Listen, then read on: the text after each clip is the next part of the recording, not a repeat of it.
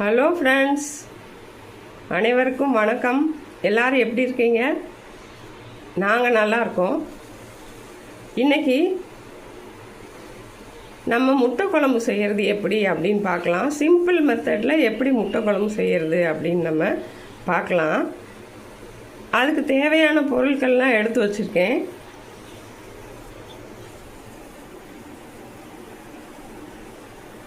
பெரிய வெங்காயத்தில் ஒரு அரை வெங்காயம் கட் பண்ணி வச்சுருக்கேன்.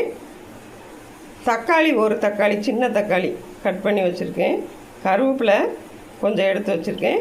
அப்புறம் பூண்டு 4 பல் எடுத்து வச்சுருக்கேன். ஒரு பச்சை மிளகா, அதுக்கப்புறம் கசகசா கொஞ்சம் ஒரு 1/2 டீஸ்பூன் எடுத்து வச்சுருக்கேன். 2 கிராம்பு, மிளகு ஒரு 1/2 டீஸ்பூன் எடுத்து வச்சுருக்கேன். இது எல்லாத்தையும் வதக்கி நம்ம இப்போ அரைக்க போகிறோம். அதுக்கப்புறம் தாளிக்கிறதுக்கு ஒரு அரை பெரிய வெங்காயமும் ஒரு 1/2 தக்காளியும் எடுத்து வச்சுருக்கேன். இது தாளிக்கிறதுக்காக நான் எடுத்து வச்சுருக்கேன். இப்போ நம்ம இந்த பொருளெல்லாம் வதக்கிடலாம். இதெல்லாம் வதக்கிடலாம்.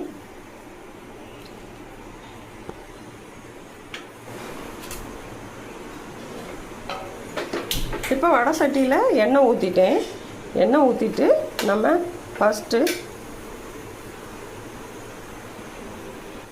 பூண்டு போட்டுக்கலாம்.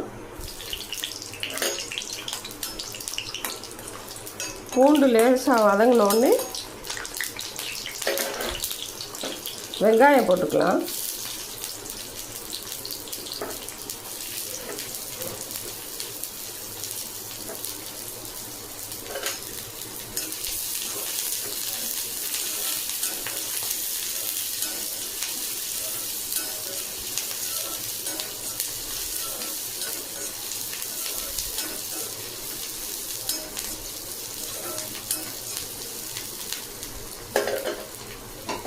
அதுக்கப்புறம் பச்சை மிளகாய் போட்டுக்கலாம்.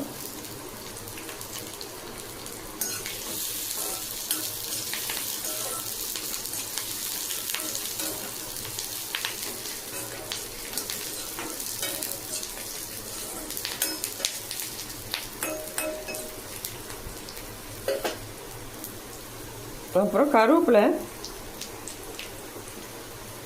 அதுக்கப்புறம் தக்காளி போட்டுக்கலாம்.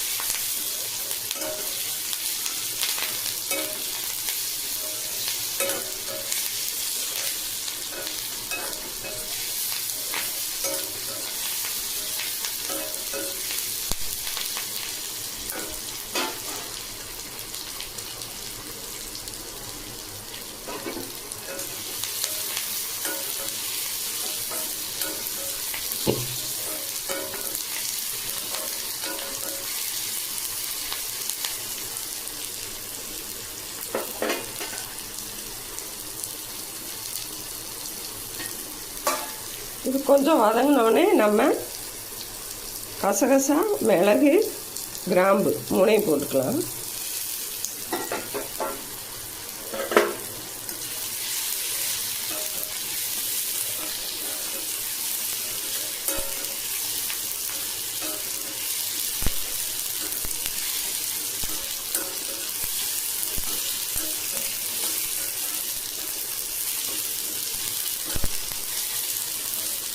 இது இப்போ வதங்கிடுச்சு. நம்ம இப்போ இதை எடுத்து அரைச்சிக்கலாம். இப்போ அரைக்கிறதுலேயே நம்ம பொடியையும் சேர்த்து போட்டுக்கலாம் ஃப்ரெண்ட்ஸ். இது குழம்பு மிளகாய் பொடி, அது ஒரு 2 ஸ்பூன் போட்டுக்கலாம். சின்ன ஸ்பூனில்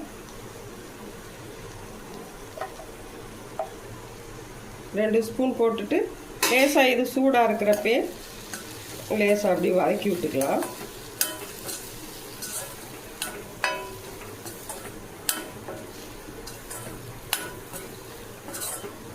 இப்போ இது இது அரைக்கிறதுக்கு ரெடி ஆயிடுச்சு. வதங்கிடுச்சு, அரைக்கிறதுக்கு ரெடி ஆயிடுச்சு.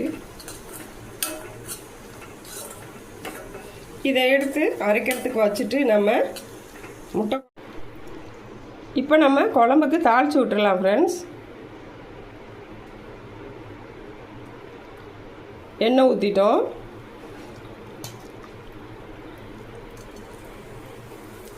சீரகம், ஒரு ஏலக்காய், கிராம்பு, இது பட்டை போட்டு தாளிக்கிறோம்.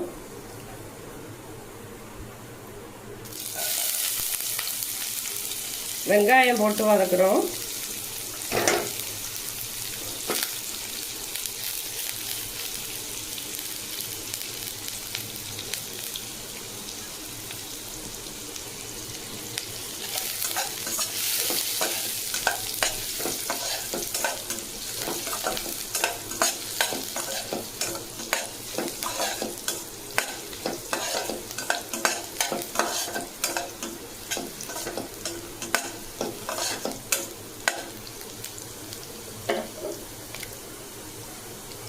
வெங்காயம் வதங்கிடுச்சு. தக்காளி போட்டுக்கலாம்.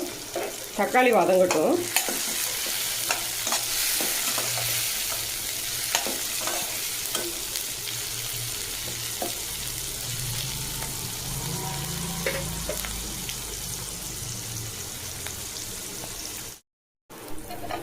இப்போ தக்காளி வதங்கிடுச்சு ஃப்ரெண்ட்ஸ்.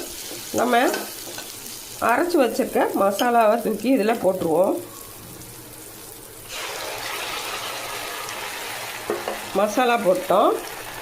அந்த மசாலாவும் லேசாக வதங்கட்டும். ஏன்னா அதில் நம்ம பொடி போட்டிருக்கோம், அதனால் வதங்கட்டும்.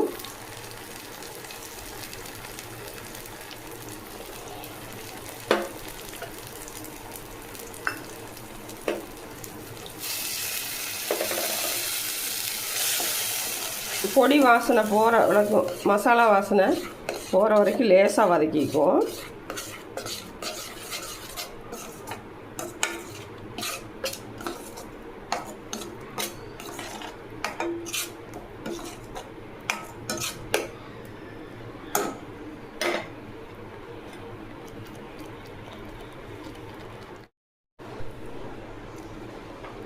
இப்போ மசாலெலாம் நல்லா வதங்கிடுச்சு.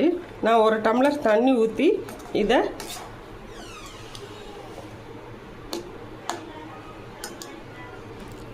கொதிக்க வச்சுருக்கேன்.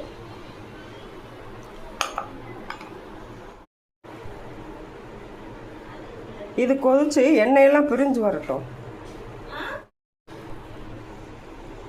இப்போ நம்ம குழம்பு கொஞ்சம் கொதிச்சிருச்சு. இப்போ நம்ம முட்டையை உடச்சி ஊற்றிருக்கோம். முட்டை வேகட்டும்.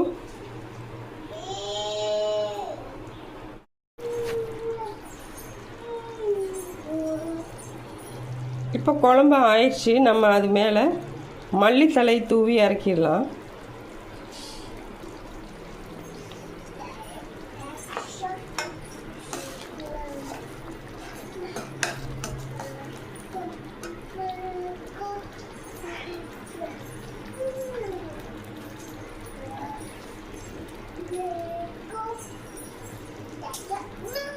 இப்போ நம்ம முட்டை குழம்பு ரெடி ஆயிடுச்சு.